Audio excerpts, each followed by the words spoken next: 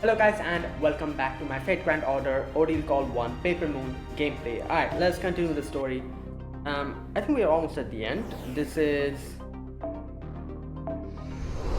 the final section where we are having Bhima and Duryodhana fight. Oh, before that, I'll read this part. I didn't read it previously, the previous video, so I'm going to do it now. Let me read it. Okay, Lancer.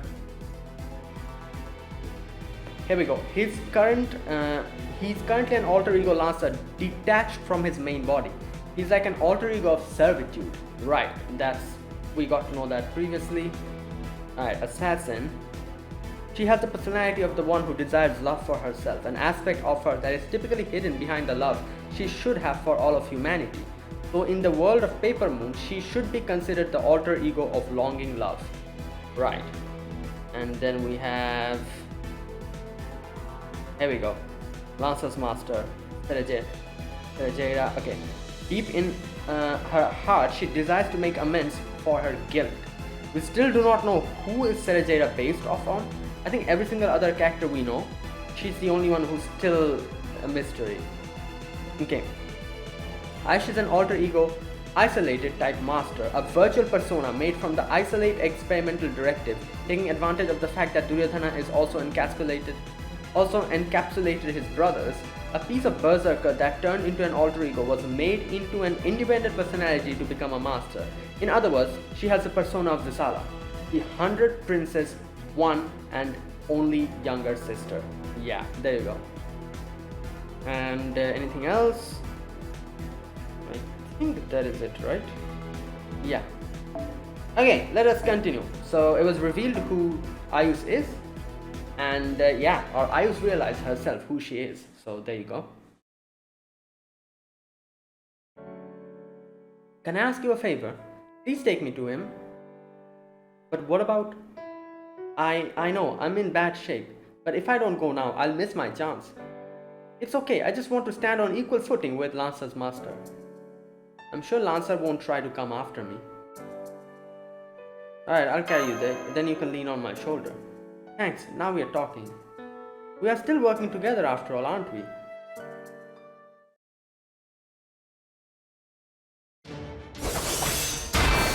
Okay. What's the matter, Duryodhana? That is all you've got? Okay. Right. Damn it. I can't believe I'm going to lose to him again. Damn. Who am I? Before the war, I married the king of another kingdom. This is Dusala's story. Oh yeah, her story is pretty... I don't know what to call it. It's pretty unfortunate. I forgot the name of the king she married, but that guy, he was a specimen. He tried to go after Draupadi, and when he was rejected, he kidnapped her. Then the Pandava brothers came and they were going to kill him, but Draupadi said that please don't kill him. He is Dusala, Draupadi considered Dusala as her own sister. She is Dusala's husband, so do not make her a widow. So because of that, they forgave him, but they humiliated him. As a punishment, they, shaved off his head. And with that humiliation, he still didn't give up. He then did a lot of meditation. Who was it? Was it Lord Shiva? I don't remember exactly who he meditated to. But then he got a boon, where the boon was, I think, he can stop Arjuna's... No, I think he wanted power to defeat the Pandavas or something like that. But he wasn't he didn't get that boon because the Lord, I think it was Lord Shiva who he meditated to, because he said that is impossible. So he was like, okay, then I want a boon where I can stop Arjuna for one day, completely stop his progress or something like that, he said. And that comes later on into action in the Kurukshetra war, which is one of the reasons why using that he was able to kill Arjuna's son, Abhimanyu, I think, yeah. And Arjuna was extremely angry. In the end, I think Arjuna took his life. That part is hazy in my head. I can't remember. Okay, let me see what they say. If they don't explain it, I'm going to Google it. Just wait. Let me see what they're saying. Before the war, I married the king of another kingdom. But my husband, Jadratha, there you go, okay. But my husband, King Jadratha, went off to fight alongside the Kauravas when the war began and he never came home. Oh, they're not explaining what happened. Okay. And of course, my 100 brothers all died on the battlefield. So there you go. That was the story behind Jadratha. Like, he was another specimen, I would say. Like, he just... yeah, he tried to go for Draupadi. He failed. Then he almost got killed. But Draupadi was like, don't do it. And then he tried his... you know, like, yeah. So it was something.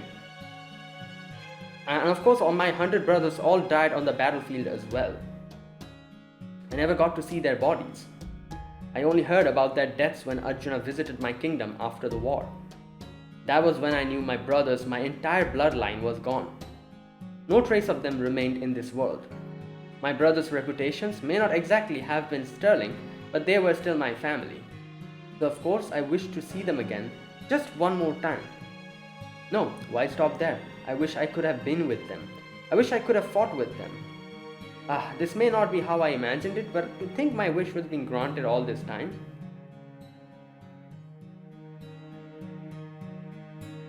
Stupid. Huh? Stupid. You know what? Since it really looks to be true, I'm gonna say it again. You stupid brother of mine. Well, I knew it. Dusala, is that you? How should I know? But I do know I am Ayus, Dusala, an alter ego, and your master. And now that we've finally found each other again, I thought this time I'd get to fight by your side without you leaving me behind. So how come you're just lying on the ground all alone, stupid? Stop calling me stupid. You have no idea how hard it has been being the eldest brother. Nope, guess not. That's why I'll be cheering you on. I didn't get that chance last time. You went off on your own to fight and you never came back home. That's why you've at least got to win this time. I couldn't cheer you on then, but this time I'll be right here by your side. By my command spell. Go get him, Berserker, my stupid brother.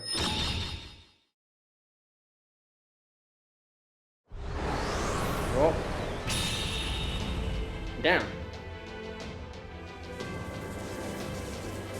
Oh, I forgot you had this.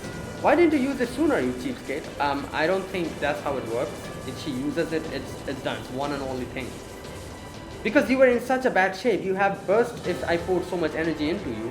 Right. Oh, no, that's fine. I already used mine earlier. Taking the energy I've spent so far into consideration, I'd see we're finally on equal footing. Stop freaking condescending yet to me. It's always been like that since we were kids. You were always the better than us, always had everything we ever wanted, and then after we resort to cowardly measures to try to take it for ourselves, you even take that cowardice from us too. The final, cheating that he did.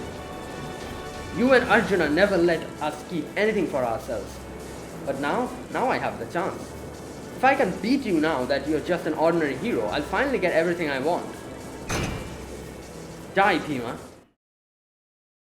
Okay, you know what? Let me just Google Jadratha, because like I said, they didn't explain anything about him. Because his whole thing is something else, like he just... Oh my god.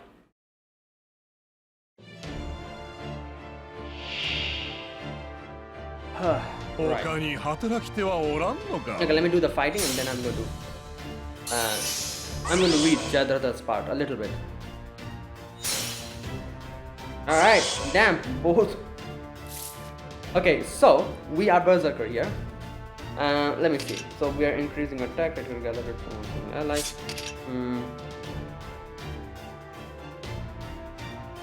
Right, so yeah, I guess I'll use all of them.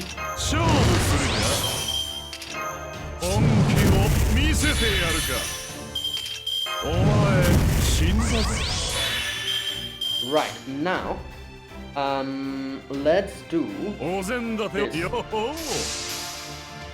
Okay. 同じ肉より若たれし我が弟たち、そして無敵の友たちよ。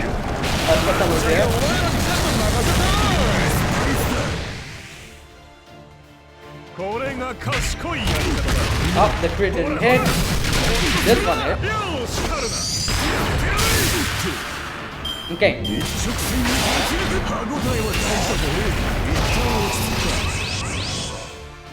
This is gonna be difficult, I feel like, because he has no survival skills. How the hell am I supposed to? Oh my god. If I get one crit hit, I'm dead. Like, it's over. So I don't know how this is going to work.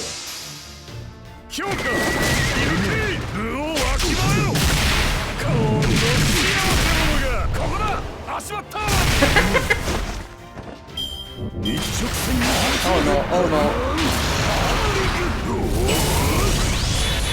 Okay, okay. I think I might be able to defeat him, right?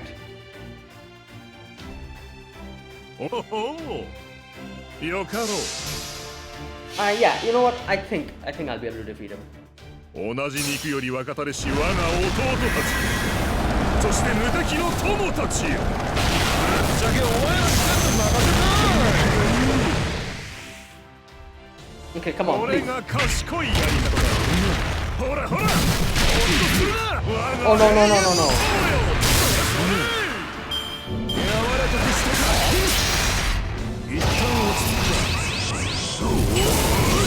Okay, thank God. Oh my God.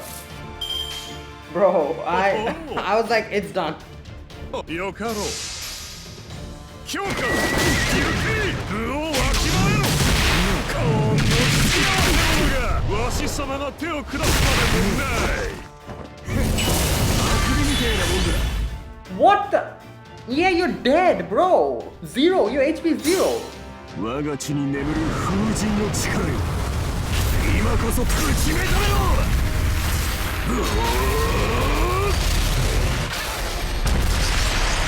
おかわりが必要だ。腹いっぱいに。やりたがれ。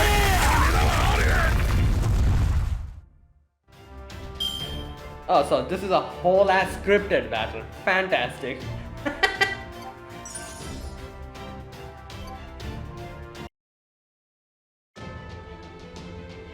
Brothers, my brethren born from the same flesh, now is the time to lend your eldest brother your strength.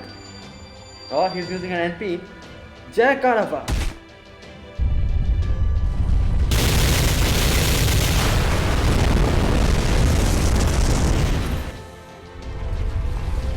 Ah, I knew you and your brothers were one, and I'm ready to beat all 100 of you at once. Maruti Vayuputra.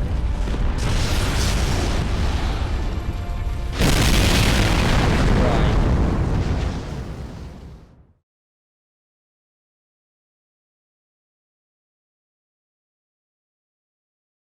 So, I see. I messed up. I was ready for 100 siblings, but I didn't account for the 101st.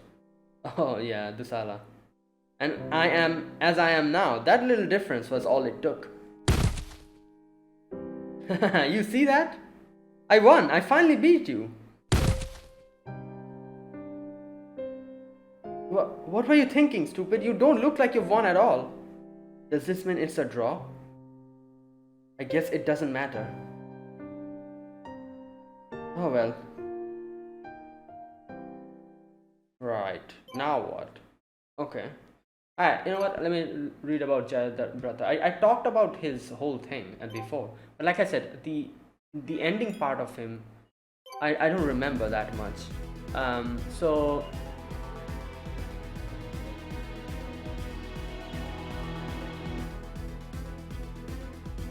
Where is that section?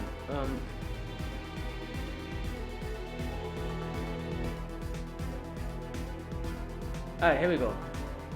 During the battle, during the course of the Kurukshetra battle, here we go. On the 11th day, Jayadatta defeated. No, not this part. A little bit later. Here we go.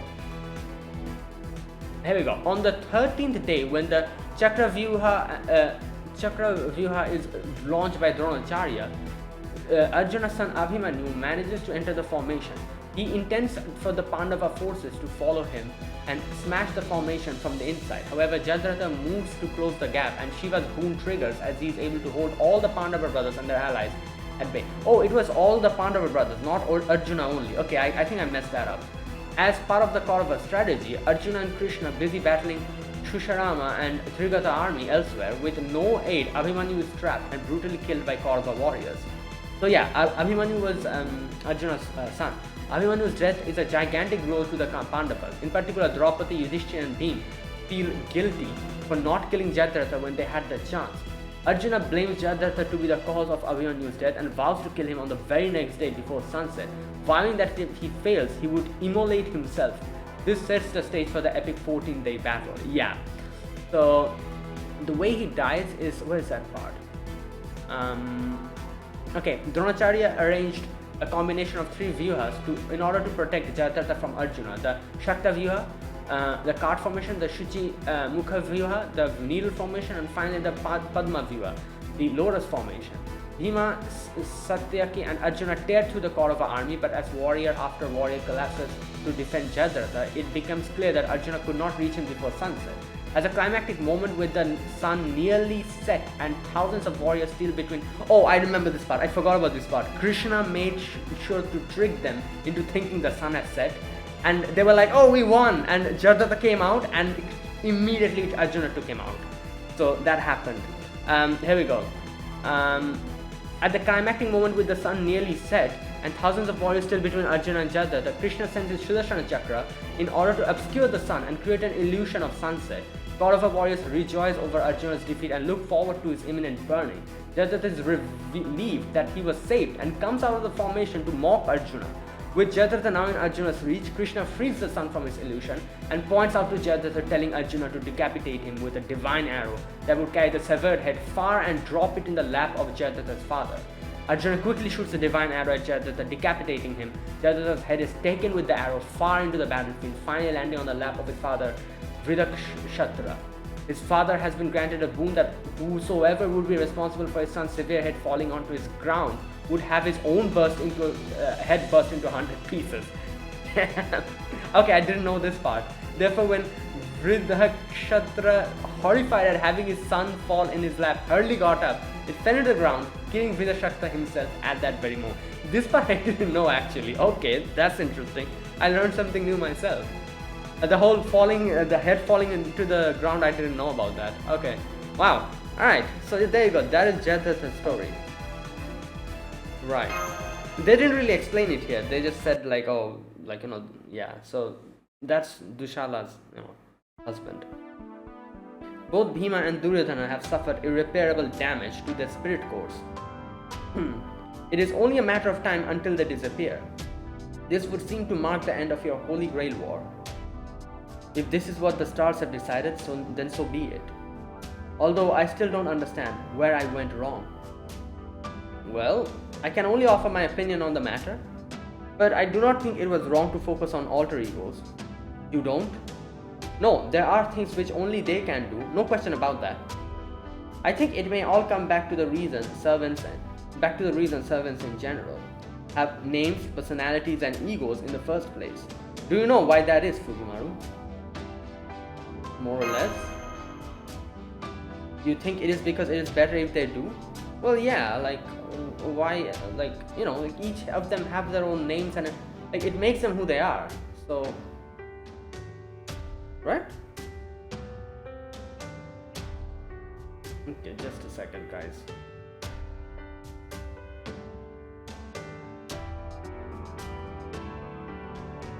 Wait a minute. Okay, so...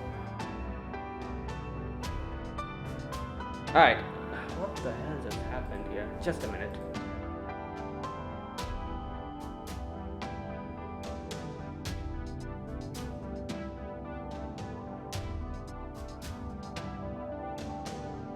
Okay. That may just be tautology, but I will accept it. For me, I think it is because in the larger scheme of things, they're more useful that way. But yeah, like I said, like it's just that, you know, like if they have, obviously they should have their names, and otherwise they'll be just mindless. Like I don't know, like they'll all be the same, right?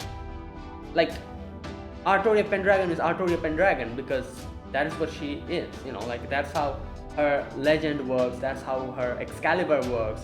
If nobody had a name or anything, like how the hell, I don't know, I don't think it'll make them who they are. So, you know, feelings, ego and such things all feed into their strength. Yeah, like I said, this complex interplay is what gives servants their power, but that also means they could deteriorate if the different aspects are separated unnecessarily.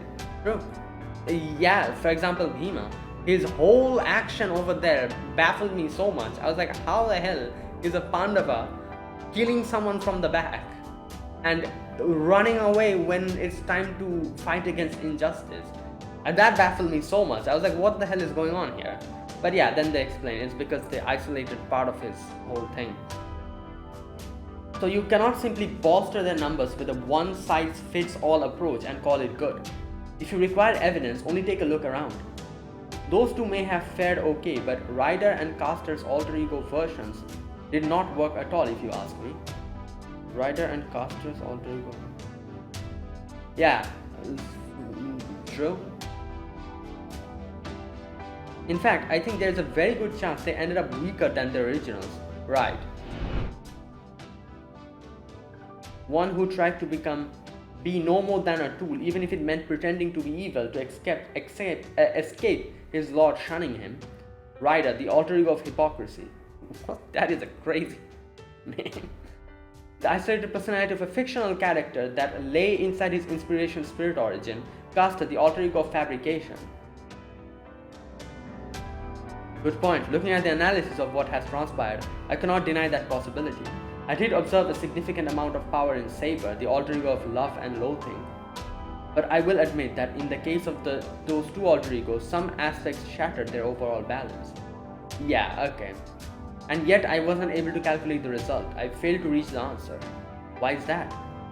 I think it is because you failed to account for the most important parameter of them all, emotions. That resulted in significant structural flaws. All humans, heroic spirits included, rely on their emotions, ego, self-consciousness, and outward persona to determine their moment-to-moment actions.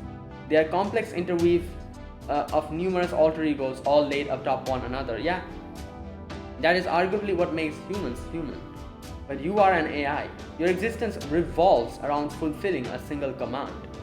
And so you could not understand this aspect of humans. You believe a single ego would be sufficient. Wow, that is actually very true. Like, I never thought about it like that. Like, AIs have like only one, like, which is what I guess it makes AIs different from human, is that, you know, like as Shion says, that your existence revolves around fulfilling a single command. That is, be helpful to human beings or something like that, I'm assuming, because I feel like that is like the main thing that is like AIs are fed. That, oh, help humankind, you know, like that kind of thing. So they try whatever they can to, you know, like do it, and yeah, but little by little, I guess they'll learn, you know, what it, but yeah, like for humans, at least what makes them different is that there's not only one ego, it's like different, like complex interweaving things. Like a certain person might react certain way for a certain thing, while the other person might react in a different way, and it's all like, you know, this interconnected stuff, like kind of like that. So yeah, it makes sense. I see, I can't deny that either, but that does lead to a new question. If what you have said is true, then why does the alter ego class exist at all? Interesting question, right? Okay. What's the difference between an alter ego that works and one that doesn't? To answer that, I think you should take a closer look at what is before you. That goes for me too. I should be watching what is transpiring here as well. So I wordlessly turned to face the direction as my AI companion. AIs are made with a purpose, each defined by a single crucial directive. The same well may be true for alter egos too. Did I realize what it means to be being made with such a focus, what their value is, what they can do? From a different perspective, did I realize how sad, sinful, and horrific their existence is?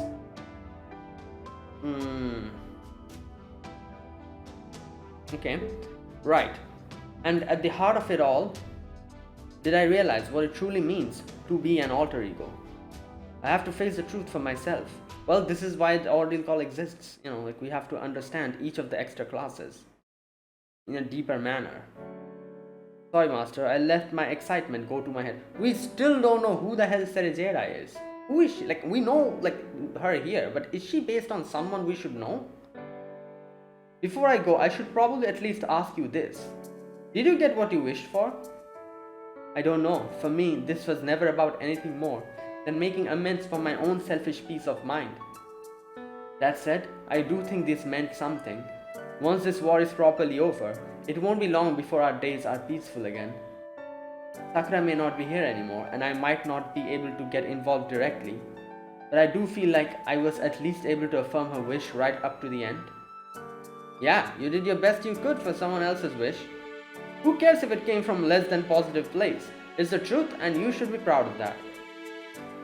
If this helped you find a satisfying answer, maybe it's not so bad that I couldn't serve you up a victory on a silver platter. Yeah?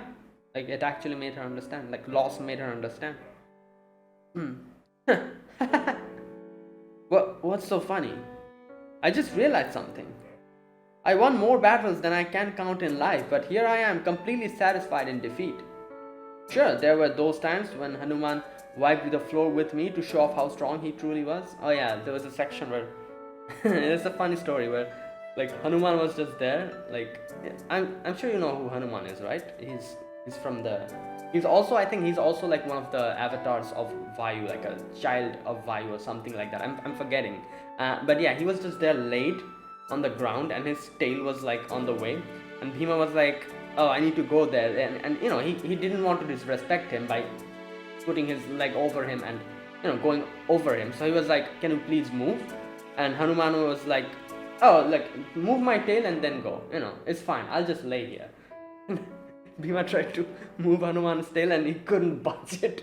He was like, what the hell, I'm one of the most strongest Pandavas, I cannot move the tail. And he tried his best. I think up until the end he couldn't move his tail, and in the end Hanuman kind of chuckled and he was like, I'm sorry, I shouldn't have teased you. And they sat down and they shared stories about themselves, and yeah, it was a nice little thing. So, and I think they also, as he said, they also fought or something. I'm forgetting, but it was just, yeah. To know more about Hanumana, you should it's in Ramayana. In Ramayana, in the legend of Prince Ram, you can see a lot of Hanuman over there. So yeah. But I've never felt this way from an ordinary brawl before, and against Duryodhana of all people too. This really is something else. That explains it. This must be one of the reasons I lost. Right. I couldn't possibly win when I didn't really care about victory or defeat. Especially when the other guy's all raring to go. Still, I may not have any regrets about this fight, but that doesn't mean I don't have other regrets. There's still one thing I can't help but feel bad about. Huh? I'm sorry I didn't manage to serve you any food you enjoyed. You're wrong. You've got it all wrong. Your cooking was always delicious. Of course it was. The problem was me. Oh yeah, she couldn't really enjoy it because of her own guilt for whatever it was. I'm the one who didn't think I had any right to smile after eating something so good. I'm sorry, Lancer. Even in your final moments, I cannot give you anything but regrets. I'm sorry I couldn't appreciate how good your cooking was. I'm sorry I wasn't able to let you do anything heroic. If I'd only been normal, you could have fought and won instead of just cooking all the time. Now you're the one who's got it wrong, Master. I'm glad I ended up like this. I'm glad I spent all time here cooking for you and only fought one battle at the end. If I'd been my perfect warrior self who already had everything I wanted, then I might have been really, really pissed off about losing this battle. and sulking like a spoiled brat right about now. Not to say I'm not a little pissed off about how he beat me right now. Honestly, it's embarrassing. It's a good thing my brothers aren't here to see this. But never mind that. My point is, it is because I'm not just my warrior self that I'm able to go out feeling fairly satisfied. So I think you're just fine the way you are. Even though you're trapped by guilt and you don't know why and you still decided to fight to make amends.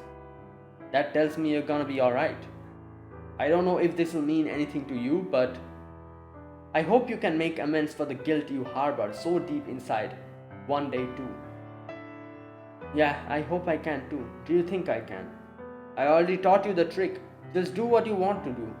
Sure, pain you can't forget sucks, but it's also a good motivator. In our case, we managed to survive our banishment and the war because we never forgot the humiliation we suffered. So if you're saddled with guilt and can't forget, it also means you've got a source of strength that will never go away.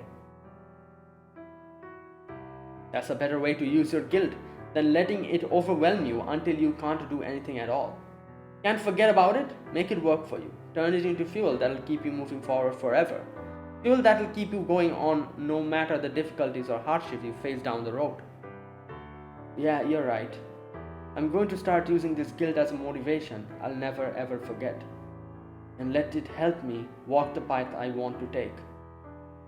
Well, looks like it is about that time. See you around, Master.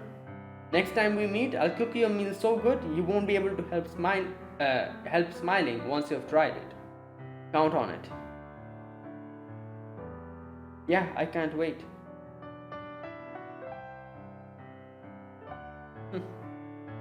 Now I kind of feel bad. Seems my wish was somewhat granted. Oh, because, he said they wanted to see her smile.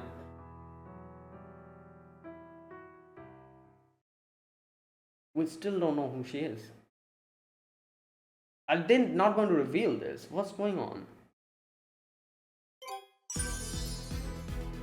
I think we're almost at the end, right? Section 17 is the final.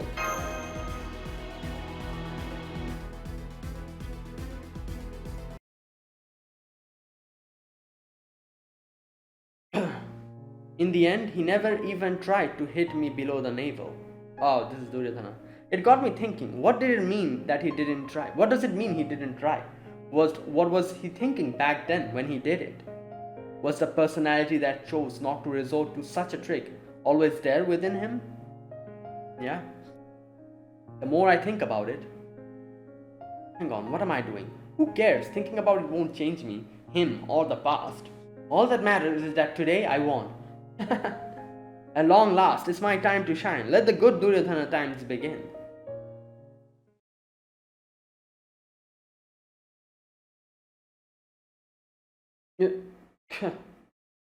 Hey, what's the big idea? The winner should be on a pedestal, not lying on someone's lap. Who cares? You're always too worried about appearances anyway. Hey, when you look as good as me, who would blame you for caring? Well, I guess you don't look too bad as long as you keep your mouth shut. It's okay, just be honest. I can tell you agree with me anyway. So, are you satisfied? My answer is obvious. So instead, I'll ask you. What about you? Are you satisfied? Well, she got kind of reunited with her family. I guess, but only barely. You are brothers, my husband, my father-in-law. I don't have any idea. You'd all die until it was too late. For all you know, I could have ended up hating you all for just going off to fight and leaving me all alone. At least this is better than that. This time, I got to stay with you right to the end. I can at least stay by your side until you're gone. I see. No, wait, what are you saying? I'm still perfectly healthy. In fact, I'll even answer your question. Hell no, I'm not satisfied at all. You're not? Not at all, are you sure? Well, I don't know. I guess I'd be lying if I said I didn't find anything I was looking for. So maybe I'm just barely satisfied like you? Listen, I've been looking for everything this world has to offer. That's what I want. So, of course, the sister who had to leave on her own path would be part of that. Thanks. Right. I didn't realize you were missing or that I was wondering where you'd gone until I knew it was you though. You can't blame me for that though. How was I supposed to notice one out of 100 siblings going missing? Okay, come on, man. That's your only sister. You only have one sister. You've got to be more careful not to get lost, damn it. Hold on to my sleeve if that's what it takes. Actually, on second thought, make it Dusasana's sleeve. Having you clinging to me would get annoying. One of the Kauravas, yeah. No way, Dusasana would totally yell at me for that too. Then hold on to one of our other brothers' sleeves. I don't care who. Look, I had a lot going on back then. Way too many brothers to watch. Plus I had to train them, make allies, and I had to lead us all in the war. As greedy as I was back then, this version of me now wants even more. Who are you? What is this? If someone had asked me that, I would have told them. I'm probably the alter ego of Avarice, right? It was nice going after everything I wanted, but it wasn't enough. Of course, just finding my sister isn't going to be enough to satisfy me. You're the worst. Still, I know that's just who you are. Man, I'm sleepy. I guess even I can't beat the Sandman. This sucks. There's still so many things I wanted to get before I fell asleep. Yeah, that's right. I'm greedy. So hey, you. Come here. Yeah, you, Fujimaru. Me? Yeah, what? You and I, we're still in an alliance, so I've got an order for you. Since I'm not going to be able to get everything I want, make sure you at least get everything you want in my place. Oh, don't look at me like that. I don't know what you're going up against, but you've got a battle ahead of you, and it's to save the world, right? If you're winning that battle leads to saving the world, you're as good as claiming the world for yourself. I don't know if I'd say that. Well, it's true, so I'm naming you my proxy. You're going to get the world in my place. There you go. Now I can sleep in peace. Oh, I'm sorry about him. Don't worry about it, okay? It's fine. I think that is just his way of encouraging me. You think so? I'm not sure I agree, but I appreciate how charitable you're being. Anyway, I pushed myself so hard earlier that I'm about at my limit. So while we are here, do you mind if I say something? Thank you for all your help. I'm glad you were the first master I met here. I was so happy when you rescued those repair girls from Castor. I'm sure that kind heart of yours is going to save everyone else in your upcoming battles too. So good luck, and please take care of yourself. Oh, yes. Well, I entrusted what came next to Ashwatthama back then, and now I'm going to do the same thing with you. Yeah, like when he was dying, he told Ashwatthama and a few other Kauravas that were left. That, not Kauravas, a few of the others that, like, yeah, go and, just a minute, right, that, yeah, go and take revenge and all that, and a lot of other, I talked about this, like, Ashwatthama and everyone, like, went down at night and they, like, killed everyone in the Pandava camp and all that, so yeah. Yet another example of how incredible I am, delegating the last parts of things to someone else so I can take these. Oh my god. Right. So I'm going to do this right. From now on, you're the commander. Got that? Whatever you do, make sure you claim the world for yourself.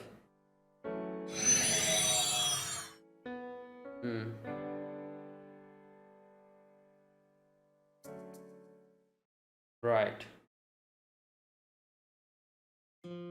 They found an answer that meant something to them because they were alter egos, not in spite of it.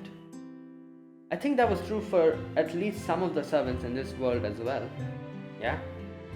I cannot deny that this has meaning. Generally speaking, alter egos are a purified version of their original selves. That is why they sometimes go down paths and open up possibilities which would be difficult for the normal person. True, yeah. Then I suppose it was my method of creation that was responsible for my failure. Not at all. I think we actually need to be paying attention to the reverse. We should be looking at how they are made before questions of problematic process come into the picture. How they are made.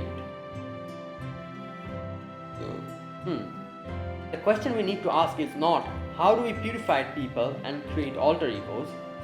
Instead, we should be asking, why were the alter egos already purified when they were created? Wait, so... Oh, I see. Yeah, okay, that makes sense, I guess. Because, you know, like, it's like... She's like... Shion is saying that, you know, like... How do we... You know, like, bring alter egos out of it? That's not the question we should ask, but we should ask the question that the alter egos that already exist, what was the cause of them being alter egos, them being separated? Like, if we get that answer to that, maybe, you know, like, I think something like that Shion is saying. I think alter egos are born precisely because they are purified. Unlike their standard selves, they're focused on one particular feeling. This happens when those feelings become too strong or even overwhelming, which is why the resulting being contains new possibilities not present in the original. I see, so you're saying alter egos require a kind of naturally occurring directive to be effective. Yeah, you cannot just be like, oh, this part of the personality, this can be an alter ego, let's just take that out. No. Yeah, if it is that much that it actually like separates itself, then that is an alter ego. You cannot force the process, basically, you know, like, kind of like that. Like, because everyone has a lot of different alter egos within them. But a lot of them are kind of dominant, they don't really come out because they don't have that much precedence. A few of them comes out because they are that much serious in them. And those are the ones that get separated to become alter egos. So if we just willy-nilly start separating and isolating parts of someone's personality, it's not going to work, basically. Not necessarily. I would not say it is impossible for one with the kind of power you were looking for to form spontaneously, especially when one's so close to holding such new possibilities lasting in this world right up to the end. Okay.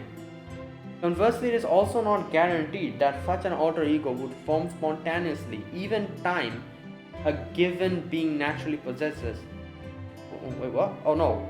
Conversely, it is not guaranteed that such an alter ego would form spontaneously every time a given being naturally possesses such feelings. Yeah. In the end, alter egos remain fragments of personalities, so some are not durable enough to survive alone.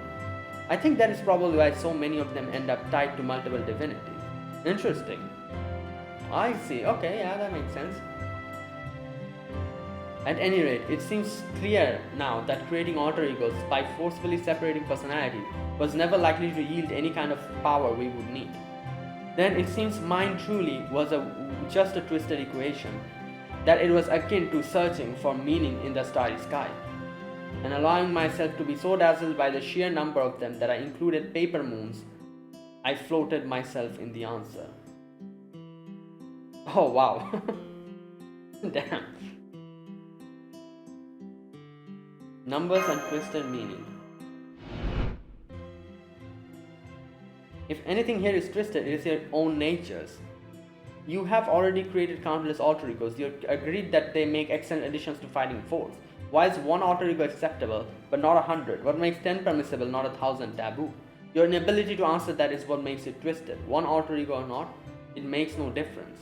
The fact remains that you are aware of the twisted nature inherent to alter egos, and you accept them without either question or reason all the same. That is one of the human race's worst habits. You allow unfettered emotion to cloud your capacity for rational thought.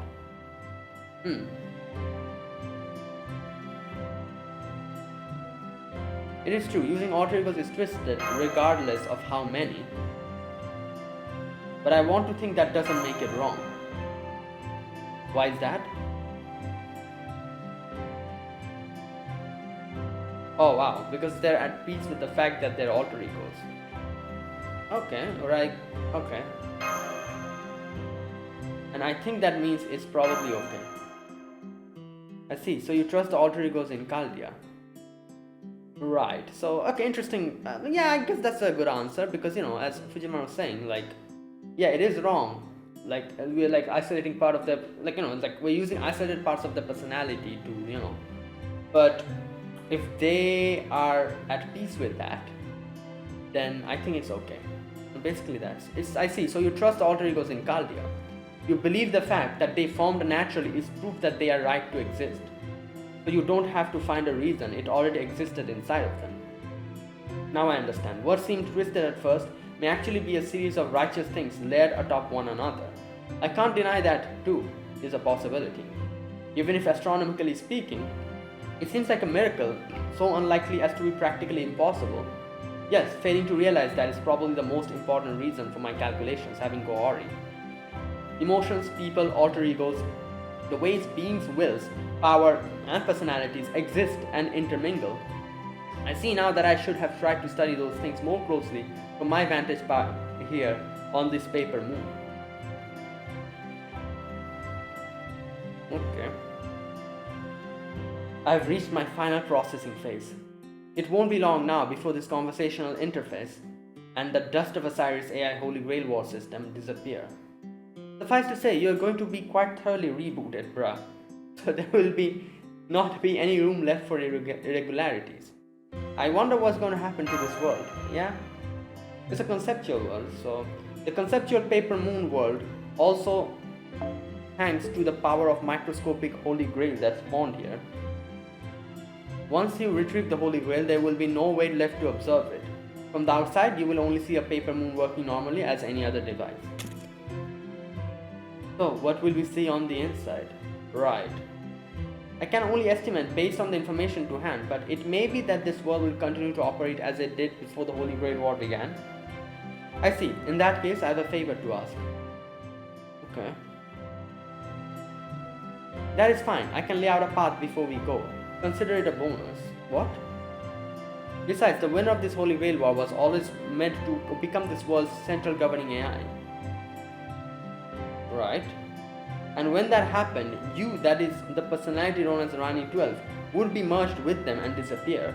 So for you, the end of an AI Holy Grail War was the beginning of the next phase, as well as the end of your own existence.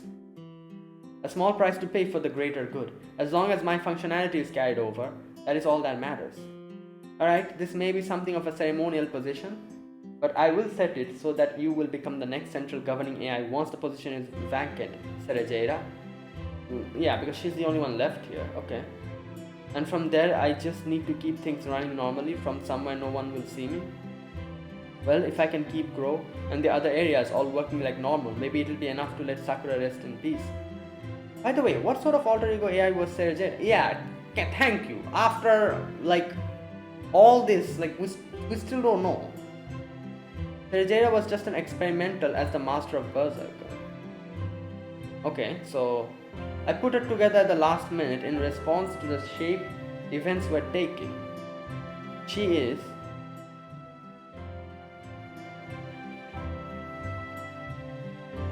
Are you joking? Are they going to drag this up until the very end? Bro, tell us! Who is she? I have been asking this question from the very beginning and I still don't have the answer. Oh my god. Yeah, so they'll drag this up until the end. Alright. Huh. Why did I not realize that myself? I mean, I understand I'm an alter ego myself right now, but even so. Okay. So that's how it was. It still doesn't feel real even after hearing that. I mean, I guess it does a little, but that's all. I've told you everything I need to. It won't be much longer now. Oh, wait a minute. There is still something I need to tell you. Rani 12, the current version of the Paper Moon Central Governing AI. I just want to say something to you as an alchemist of the Atlas Institute. Your experiment may have failed and it may have been going down the wrong path from the start, but none of that changes the fact you did your best to avert the destruction you foresaw, all without anyone being the wiser. And that is a wonderful thing. You have fulfilled your duty admirably. Even if your actions were ultimately mistaken, I still commend you for your work. Right as the expression may be, we cannot let fear of failure stop us from conducting experiments. Well done, Rani 12. You can recall your mistake and still sleep with no regrets. Thank you. That's right, all I ever wanted was to avert the impending destruction, which is why I will dedicate the possibility that my observations may have been a mistake and the significance of my failed experiment to your upcoming journey. May the stars bless you on your way. And may the stars of the northern sky illuminate your way even in the darkest, most difficult times.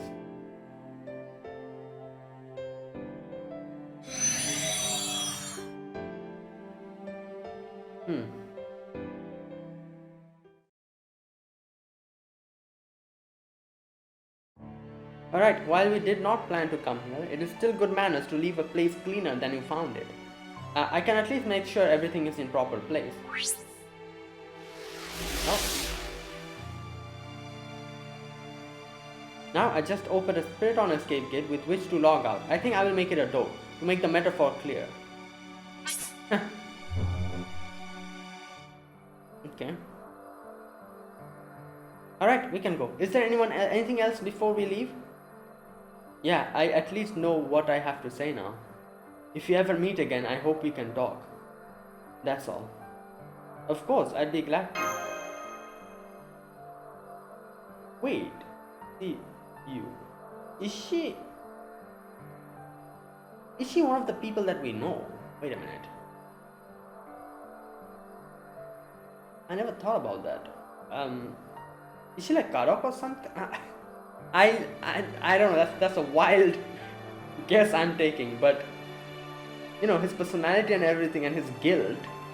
Now that I'm thinking about it, I have no idea. Let's see. See you.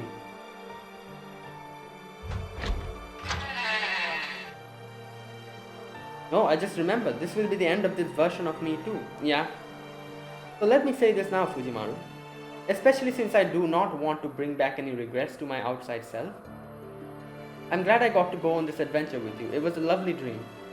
This version of me was never meant to exist, and that means this has been truly miraculous. What do you mean by that? Well, she explained it before, that this version of her was like something that she would never show, because like, you know, like the outside Shion is like a more mature version of. Okay. Alright, we still don't know who Cerejeira is. Hopefully they explain it now. I don't know, it's just at the very end I'm just thinking maybe, because you know, obviously she's like an alter ego, like and they explained how she's also kind of like Duryodhana and Ayush's situation. So, and that's why in the end I'm like, is she supposed to be like Gardok's part of, I don't know, like the kind of few things would make sense, like the guilt and everything, you know. And she kind of acts like Karok as well, like in a like previous Karok, not the current Karok, the previous Karok, when he was always just, you know. But yeah, I doubt that is what's going on. It's something else probably. Let's see. Senpai, how are you feeling, Senpai? Morning, Marsh. You look like you always do. Huh, what a relief. Well, this was all a dream, kind of. Yep, vitals are looking good. Not that there was ever a problem with them. More like you fell into a strange coma, but not like your usual REM state. Then you woke up just as suddenly. It is a real head scratcher, alright. And then there's Shion. Same thing happened to her, right? Down to waking up to the same moment. Does she remember? Yes, that certainly was strange, but now that we have both woken up and we're in perfectly good health, does Shion remember? I don't think she does, because that was an alter ego, unlike Fujimaru, who was like his original self. He wasn't alter ego of Fujimaru. So yeah, this was just like a, I would say we have nothing to be concerned about. Do you not agree? I mean, sure, that's the most important thing, but did this actually happen for no real reason? Well, a lot of things happened, you guys don't know. Like, did you get hit with localized sleeping gas, an electromagnetic pulse to your brain, some unknown form of magecraft? I can't help but think that there must be a reason behind this. Alright, I just recalled the problem we were working on prior to Fujimaru and I falling asleep. How is the Paper Moon doing now? Right. Oh, that. For some reason, it started working again right around the time we woke up. It's working like always now, though we're still checking to make sure. I wonder what happened with it. Well, we'll need to keep digging to see what we can find out. I see. I'm glad to hear that it is back to its old self. So she does remember. Otherwise why is she... okay, I don't know. The Paper Moon. You're right, Fujimaru remembers, obviously. Maybe it's hazy in his head, but you know, he still remembers. But I'm not sure about Shion, like I said. You look troubled, Senpai. Is something wrong? I suspect you had a dream while you slept, yes? Do you recall what it was about? I do think I was dreaming, but no, I can't remember. He can remember it vaguely, I guess, very vaguely. Wait, does Shion remember? Why is she scowling like this? With pride, sorry to interrupt, but can I ask you something? Our foundation of humanity grade just jumped from E to D not too long ago. There you go, we understood alter egos, that's why. Do you have any idea what that might be? Not any clue, any idea, Shion? No comment from me either. After all, it was not something I experienced. Okay, she remembers. How the hell does she remember? Like, or maybe it's like she kind of understands what happened, but so let us just chalk it up, both me and Fujimaru growing without realizing it. The important thing is that one of our problems is solved. Can we not just be happy about that? That's weird. It's not like Shion to be so vague. More importantly, I think you should keep examining Master Fujimaru. It seems he pushed his brain harder than usual this time, so that deserves a thorough checkup. Oh yeah, good point. Okay, one last round of medical exams, then we'll call it a day. We might still call you in for follow-ups, but for now the best thing you can both do is rest up in your own rooms. Not you though, Mash. I want you to stay and rest here, where I can keep an eye on you until you're properly recovered. We haven't gotten a wink of sleep since Fujimaru lost consciousness. We've been at his bedside the whole time, so I'm ordering you to get some rest right here, right now. Right.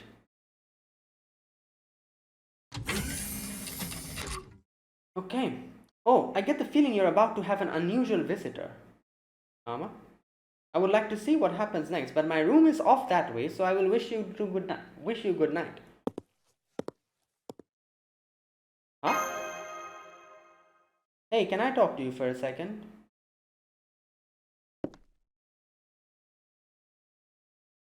What? Yeah, she was one of the staff members? Oh my god, oh. Good lord. Okay, right. That I was not expecting that in million years. Hi, Elrond. You know what? Okay, just a minute. Someone mentioned before, like, there was another section where they kind of, in one of the story sections, they mentioned all the staff names, and I couldn't recognize any of them. So someone in the comments told me that, oh yeah, they were actually shown, like in the anime, like properly, you know, you can see them. So I don't remember anything about the anime. So I feel like people who probably remember the anime properly probably guessed immediately that she is one of the staff members. I couldn't, because I literally do not know any of their names except a few, and their faces. So there you go. Yeah, you know who I am, right? Wait, then why was she feeling guilty? Okay, let's see. I'm Cerejeira Elrond. I work in the records department. We've said hello before, but never really talked. And now I'm really curious about her for some reason. She's the alter ego, the involved type, I suppose you could say. Involved, so she just got involved in this. She just happened to be nearby during the first rotation, so she probably was at least physically close to you. Right. However, her alter ego is just a copy of the original's personality model. So, okay.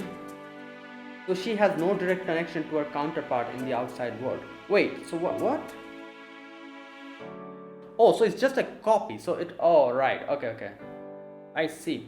So her personality is like this in the outside as well. So in reality, she also feels guilty about something. What is it then? Your minds were drawn in here by direct, if accidental intervention, which probably rendered your bodies comatose. But the real Cerejeira is going about her normal life, completely unaware that she's being copied. Right, makes sense. So that also, so she probably won't remember anything about, or wouldn't, experience anything about this Paper Moon world, because that's just a copy. That's not her. So while we were in coma, she was just up and about, I guess. Any feedback she does experience is likely to be no more than slight subconscious tingle of sorts. Okay.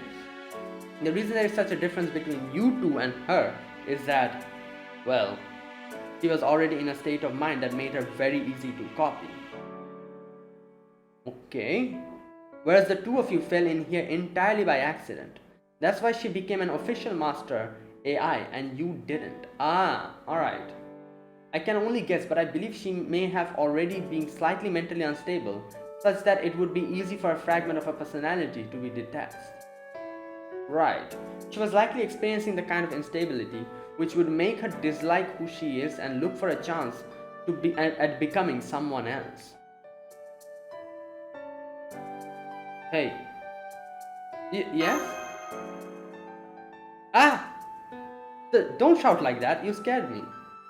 So, anyway, I usually leave the personal relationship stuff to Menir and the others, but so we've never really talked much before. But there's something I want to talk to you about now. Would you come with me? It won't take long. Right. Okay, so we still don't know why she feels guilty. Let's see. So what's this about? Well, there's something I've been meaning to apologize for. I just suddenly had the feeling now would be a good time to talk to you. Okay. Is this some conscious tingle, you know? Okay, here goes. Remember back when... What? Okay, let's see. What happened? December 27, 2019. The blizzard has come and gone. Now all that remains is clear blue sky.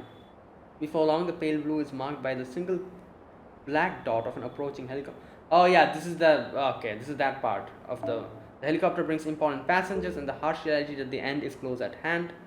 Yeah, this is where Godolph and Koyanskaya and Rasputin comes in. Right? Where Da Vinci dies. Is that... Oh man, they're almost here. What are you so upset about? Are you really gonna be that sad to say goodbye to this job? Of course not. Sure, I've got other things to do too. But I knew when I took the job that being the gatekeeper for a secret Antarctic base would be boring as hell. I swear, who did they think they was coming to visit us? The local penguins? Still, boring as the job it is a big deal knowing today is my last day. Is that how it works? Anyway, why are you here to help out in my first and last big moment at the job? Wait, does this mean you want to spend as much time with me as possible before we say goodbye, Cerejeira? Don't be ridiculous, I'm just following orders. Who is this she's talking to? This might well be the first time anything noteworthy happened at the gate, so they wanted a record keeper here for posterity. Also, how many times do I have to tell you not to call me by my first name? I can't help it, it's just such a great name. I wonder how many times I've used it anyway. So hey, I know it's a long shot, but here's something I've been wanting to say. We've been working together a pretty long time now, and I guess we've been getting out of here and going our separate ways soon, so... I was wondering if you'd like to grab a bite to eat with me sometime? I'm serious. 312. Huh? That's how many times you've called me by my first name without my permission. I kept track. Oh, wow, that's impressive. I guess that's the reason why you went into record keeping. Yeah? That's not the point. My point is, do you really just want to grab one bite with me? You've been trying to get to know me for a while, pretty unsubtly too, as many times as you've had used my first name. Do you really want to ask me out just this one time? Don't be ridiculous. Of course I was going to ask you out a bunch of times. As long as you say yes, I'll keep inviting you. So, does this mean you're going to say yes? It does, right? Oh man, this is great. I'm so glad I finally worked up the courage to ask. Hey, come on, stop pumping your fist and get back to work. Look, they're outside the gate now. So, this is that must be our new director, Godolph Missick, and... Oh god, here we go. Who's the pink-haired lady? His secretary? Probably, yeah. Oh god damn it. There's people from the UN Inspection Committee here too. That's sure not just a bunch of randos. Hey, where's the mic on this thing? Is this it? We're here, someone open the gate, damn it. Yeah, alright, I gotta do this whole check-in protocol thing for maybe the first time ever. Will you hit the button to let them in once the light turns green, Cerejeira? Also, what would you like to eat? Got it. I'm good with anything, but Portuguese food would be nice to have again. I haven't been back home in ages. Oh my god. Yeah, well, this happens then.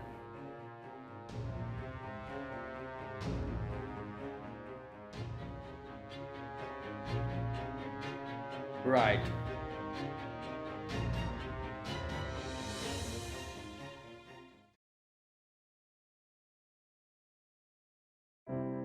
So what's so there you have it. I was the one who opened the gate and let them. That was her guilt. I I I can see she feels guilty, but obviously, like, it would have happened either way. Like, they would have, if they didn't open the gate, they would have broken in or something. Something would have happened. As I look back on it, that was our last chance to stop all of this from. And they didn't know any better. Like, they thought, like, oh, new director is coming. That's it. We can go home. I keep dreaming about how things would be different if I just realized something was off back then. Hey, come on, there's no way you could have known. I know. We were all writing up documents, getting ready for court hearings, and Director Music's takeover was completely legal. Hell, he was strict just like the rest of us, for that matter, so I know we are basically destined to end up here. But even so, I can't help but think about what would have happened if I hadn't hit the button. I feel like, the bigger reason why she's feeling guilty is obviously that. But there's another big reason, is that I think when she opened the gate, the person that she was talking to, the person on the gate, who like invited her and everything, he probably died there immediately, like they shot him or something. And that has become that has become like the major trigger point, because she's like, if I didn't open the gate, he would have survived, and none of this would have happened. So that's where, like, the whole thing starts, I guess. I don't know, I'm just guessing. They haven't revealed whether that person is alive or not, or that person is dead. But from the way the story is going, I'm assuming he's not alive anymore. But I might be wrong. Let's see, let's continue. The fact is, I pushed us across that final line between this happening and not happening. And I just can't get that out of my head. Maybe I could have noticed something was off with Koyanskaya and told them the gate was acting up or something. Maybe I could have then talked to one of the higher-ups and things would have turned out differently. Maybe if things had gone differently, he would have made it into the border too. Okay, there you go. Also, and I wouldn't have broken my promise to have dinner with him. There's so many possibilities all swirling around my head. I can't just forget what happened. Okay, so he wasn't able to board the border. Like, I guess, so obviously that technically means he died by the end of it. I mean, I'm a record keeper. I write journals for fun, and my family's lineage of memory magecraft never lets me forget anything. Ah, I see. Okay. That's why I can't get rid of this guilt. All the time I've got this giant ball of guilt making me wonder how things could have gone differently if I'd just been a little more careful. I've talked about this in therapy. Maybe someone else here already knows how guilty I feel. Hell, maybe even you noticed at some point. But right now, for some reason, I got the urge to tell you myself. I want to apologize to your face. So please let me say this. I know it's selfish for me, but I just have to get these words out. I'm sorry. You have nothing to apologize for, yeah. And that guilt you're carrying around, we all share it too. Yeah. That's right, we all feel guilty. And as for how we can put it behind us, forget about it. Yeah, Bhima's words. Whether we should forget about it, whether we can ever make amends, well, I don't think anyone knows the answers to those questions yet. So let's go help find them together. Okay. Right.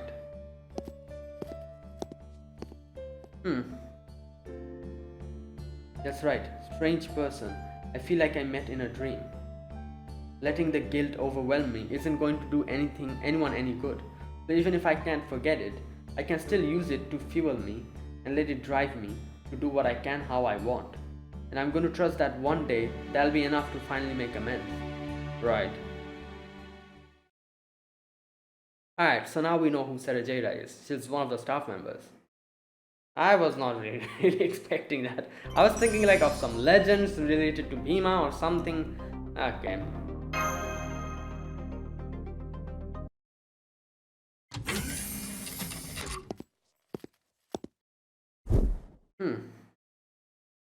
I feel like I'm forgetting something.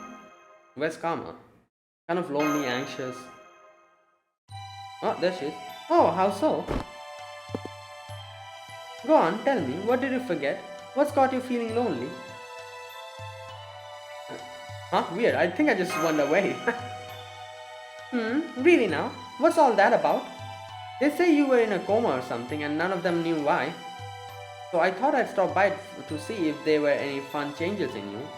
Okay, so I guess Kama's whole thing also was like, unlike all the other servants who were in Durga's hollow, she was not there. So similar to us, her personality, part of her personality was also taken out of her, I guess.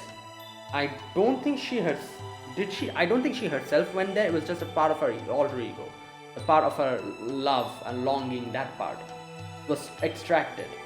So she might feel a little bit just like how Cerejeira remembers bits and pieces, Fujimaru remembers bits and pieces. She might remember bits and pieces and the feeling of fulfillment at the end. Maybe that's what she might feel, but I doubt she remembers everything clearly. So, but you look the same as ever. You're so boring. Why couldn't you be drowning your woes in booze or whining about not wanting to work anymore or something? All I wanted was a golden opportunity to drag you into depravity, and you couldn't even give me that? What is it? Speaking of work, you shouldn't push yourself too hard. Huh? What are you scolding me when I didn't even do anything? Did you forget that I've been boycotting my entire God of Love gig this whole time? You really don't need to tell me not to work too hard. Way ahead of you there. So don't get the wrong idea, okay? I'm only here because, well, it just worked out that way. Even so, I'm glad you're here. Are you still half asleep or something? Why would you be glad to see the Demon King of Depravity? Maybe you really did experience some kind of degenerative, self-destructive change, the kind just begging to be corrupted. But for now, why don't you just treat yourself a bit? Go on back to sleep if you're really drowsy. You convinced me. Good night.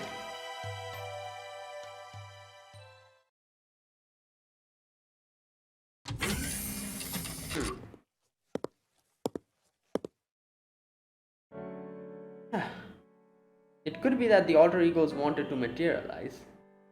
That these other personalities that still exist despite being ignored and repressed want nothing more than to come to the forefront. Maybe the very expression of that desire is what makes alter egos what they are. Which would mean that the alter ego who longs for love, no matter how minute, is still somewhere inside the servant that created her. Yeah, there you go, like I said. Idiot.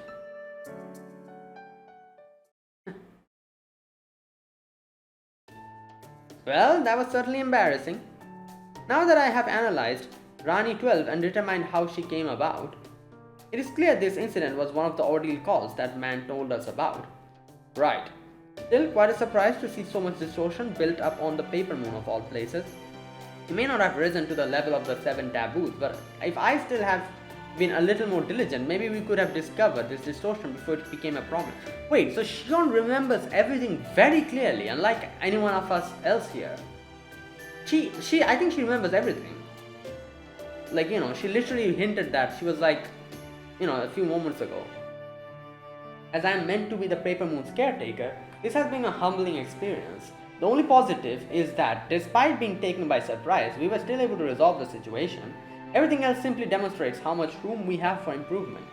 And thanks to my frequent use of memory partition, I said what I said. I can recall the whole experience clearly. Well, there you go. Like I said. In fact, I wonder if I am the only one who does. Yeah, probably. Everyone else is like a hazy, it's like they was dreaming a dream. That kind of thing. Kama is also accustomed to existing as multiple versions of herself. I would not be surprised if she remembers too, but I think I will be merciful and not bring it up. Yeah, she probably remembers, as they kind of said at the end, that, right. But she's probably just going to keep quiet about it. As for Miss Elron and Fujimaru, I would expect their memories are subconscious at best. Yeah. Still, an opportunity like this does not come along every day, so I may as well go over it as a thought experiment. We were brought into the Paper Moon's work during the first spin of the alter ego generating centrifuge. It is therefore extremely likely that Fujimaru was an alter ego too. Interesting. Really? Yeah, I guess because our actual body was outside, but we were unconscious, right? Like that's what makes us different, like us and Shion different. But at the same time, Shion was also like an alter ego part of herself, so I guess I could say the same. Like, why would Fujimaru be anything different? If Shion was like the same thing happened to Shion, I would guess the same thing happened to Fujimaru. So what was Fujimaru's alter ego over there? Like, But what kind of alter ego was he? Yeah. His poor condition when we first entered that world may be a hint. Okay. He was in bad enough shape that he could barely fight without help from my Mytholite. True?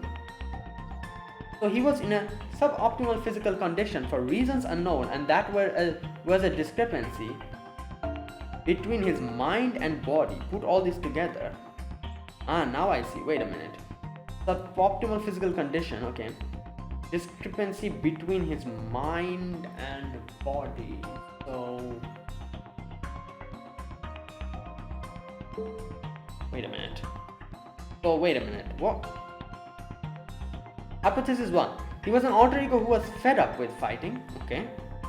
Yes, I like that idea. In fact, I certainly hope he has such a side to him somewhere.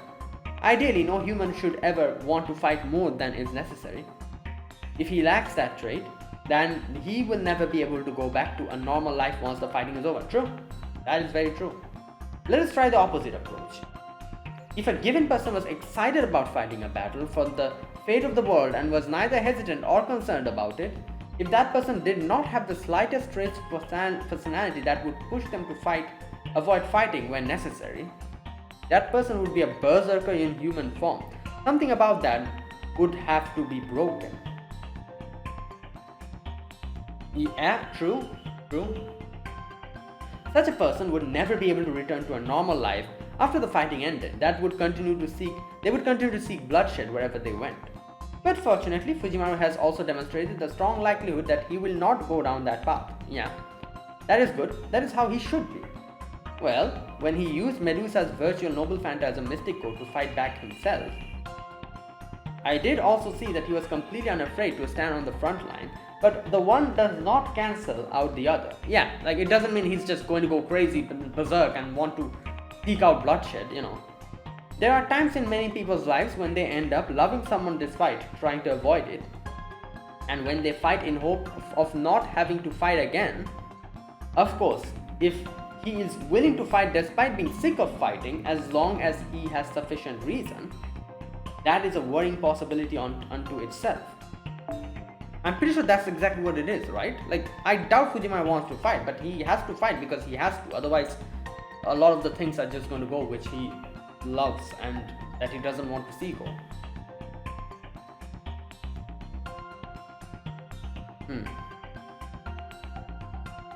Being sick of fighting.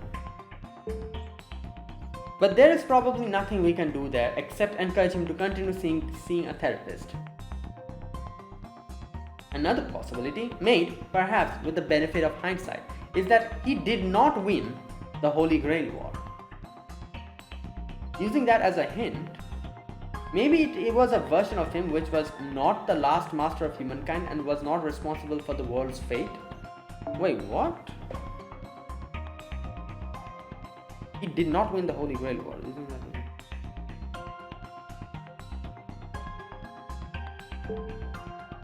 Maybe that version of him was just an ordinary master, an alter ego who was just looking to take it easy for once.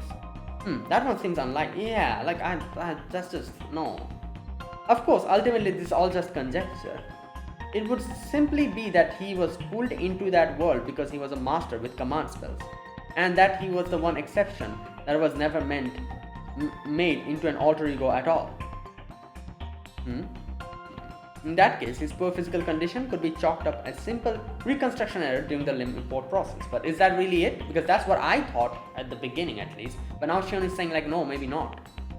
I think I would give that one about 50-50 odds. So what? Anyway, I think that is enough considering what happened to Fujimaru for the time. Okay, so we came to no answer, right? At first he says like, yeah, I would say the one where he has to fight. He doesn't want to fight, but he has to fight so that his loved ones. That is the most likely one, right? Because obviously, he's not a berserker, as Shion said. Also, cannot be just a reconstruction error. If that's it, as she said, it might be 50-50, which is at least what I thought at the beginning. But now she's bringing a different possibility to my head. So I'm like, okay. Right now, I need to reflect on my own mistakes, like the fact that I took advantage of my childhood appearance. To use that thread I threw away because it was simply too unethical to rely on. Talk about a black mark. Anyway, I suppose I failed to realize I still had these feelings, right? Even though I had long since come to the conclusion that I should not be their friend.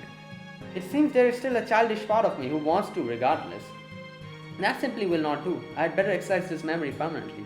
Bruh, she's like, alright, let's just delete this partition. Despite myself, I still decided to play back just one part of it. Although this version of myself standing here never forgot what I decided my place should be. Now that I have adventured through a world where I was able to forget that place, if briefly, I thought I should reaffirm the feelings that led me to make that original decision. Right. Okay, interesting.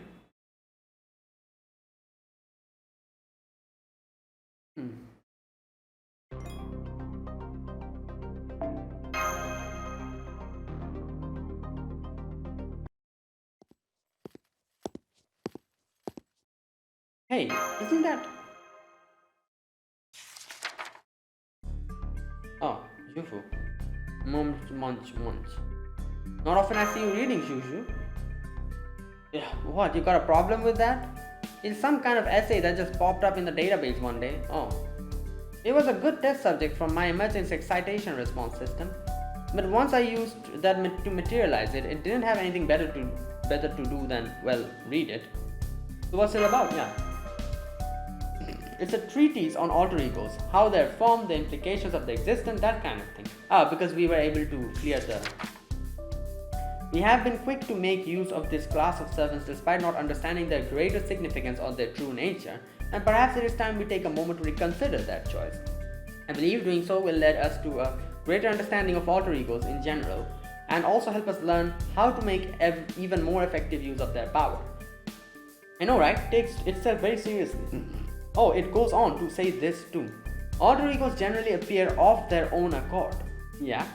So be warned that unless you are using yourself as material and you already possess an incredibly OP skill, intentionally making a new one would be both difficult and ill-advised, right? Well, duh. Hell, even speaking for myself, I have no idea why this version of me is an alter ego.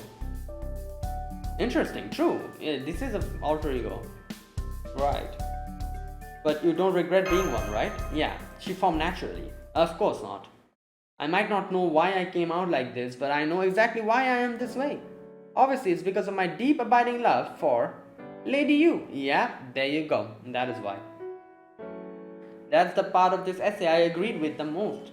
It says that even though alter egos are derived from fragments of the original's personality, the nature of their existence also makes it possible for them to do things the original couldn't. In my case, if I was still my old self with all my extraneous ties and obligations, I wouldn't be able to live the dream of devoting everything to Lady You. It'd be nice if she put a little effort to a job too. Munch. Since I'm one of the keenest intellectuals around here and one of the alter egos in question, I think I'll add my own thoughts to the subject. I'm pretty sure regular people are just as capable of doing the same things as alter egos filled with a singular focus. For example, let's say you accomplish a great feat and go down in history. Maybe the you who accomplished that wasn't the normal you, but a you who only lived to love someone else.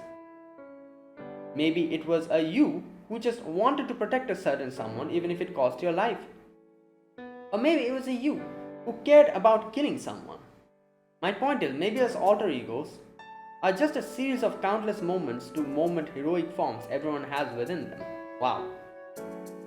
Or something like that. Good thing. I think I maybe understand what you mean, possibly. Which is it?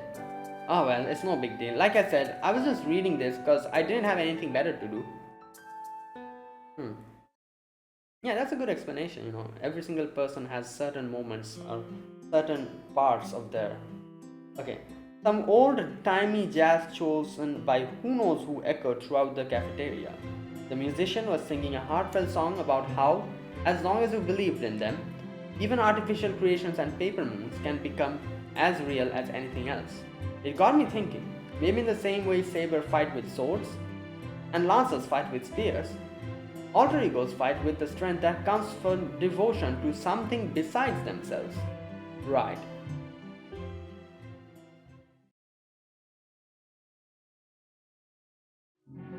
And there you go. Complex breakthrough.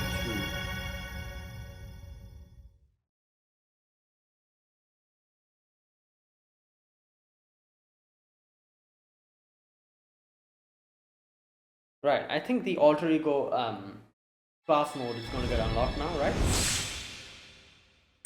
Ooh, boy.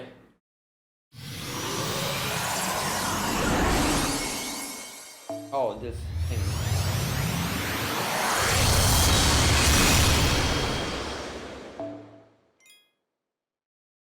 Duryodhana. What's up? Let me check.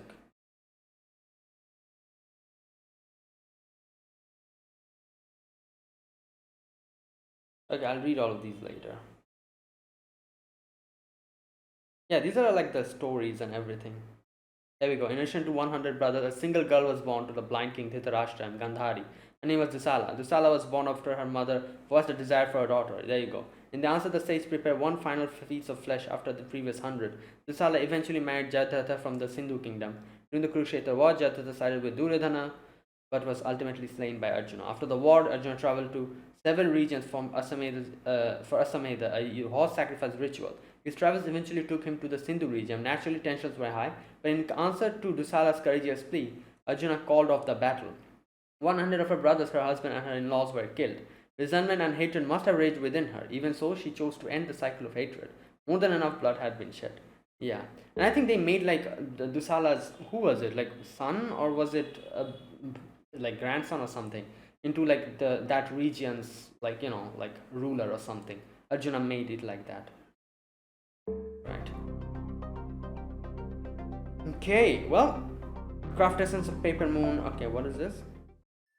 Oh, D. There you go. Rank D. So I think alter ego nodes have been, yep, are going to get unlocked. Extra 2 class code, yep. Alter ego. What the hell is this? Oh, this is Ordeal called 2. Okay. Okay, so first and foremost. No, not this. This one. Let's read this. Oh, Shion and Kama. And whose hand is that? Wait a minute. Is that Cerejeira's hand? Maybe. I don't know whose hand that is. I'm glad to have adventured with you. It was a pleasant dream. That time was a miracle for me. Who should have not existed in the first place? That's right. If I had to choose something important to me, this moment would eclipse others. This warmth and sensation. I've always wanted this. This is a painting of a dreamscape. It shows an image of a world where individuals were split apart, managed to carry out the purpose that was born deep within their hearts, rather than acting in accordance with someone else's idea and written as code. You imagine as you nap. The gentle melodic sighs come from the girl's quiet breathing. Right, and there you go. So that was the end of Ordeal Call 1 Paper Moon. And yeah, so we get everything cleared up by the end. We get to know who Cerejeira is. She is one of the staff members who was there and who opened the gate, so she feels guilty. But obviously it wasn't really her fault. You know, like it would have happened either way. But she still feels guilty. And like I said, the fact that she wasn't able to like help that guy who, like, you know, asked her out, that person, she wasn't able to do anything to save him or something like that, I guess, probably became one of the main reasons for her guilt. And she thinks like, if I didn't open the door, you know, that person would have been alive, this and that is like a chain reaction to her feeling guilty about everything that happened from that point onwards. So yeah, like that is who Cerejeira is. I thought of so many things. I was like, maybe she's related to Bhima somehow. At the end, even I thought that maybe she's like a part of Karak or something, because I don't know, like maybe that's like part of him or something, like that feels guilt. And it kind of like aligned as well, because previously he did a few things that, you know, so that's why I thought maybe she feels guilty. That's why a part of him got you know, like taken, and it was just a form of a girl. I don't know, like that's what I thought. But yeah, obviously not. It's just some person that was always here, and we, or at least I didn't realize.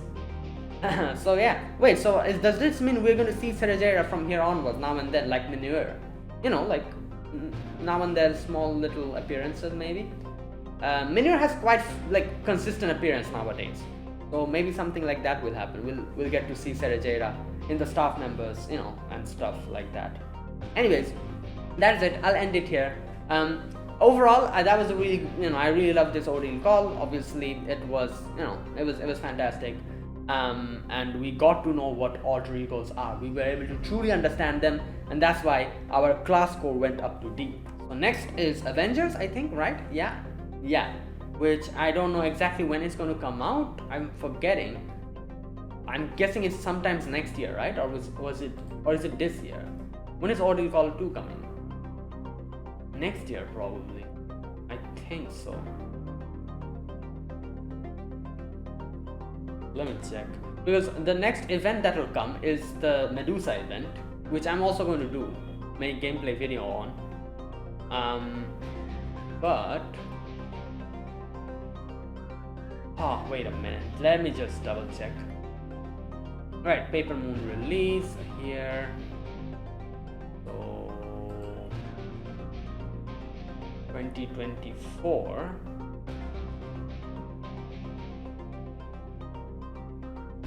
I think it is after, because it is after the Mahoyo collab, probably, as far as I can remember, or maybe I'm mistaken. Wait a minute.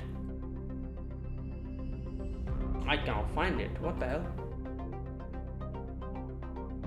Oh no, maybe it's before the Mahoyo collab. No, after the Mahoyo collab is Ordeal Call 3. You know, like the DB one. So when is Ordeal Call 2 coming? Is it this year? Wait a minute. Maybe, wait a minute, let me check. Oh my god, I cannot. What the hell?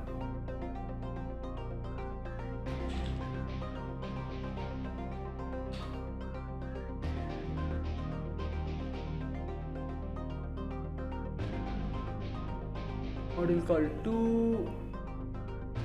Oh, this one. I couldn't recognize it because it had Marie Antoinette's face on it. So yeah, Marie Antoinette was part of it. Okay, wait a minute. It's 2024 March. So yeah, it is next year. Okay.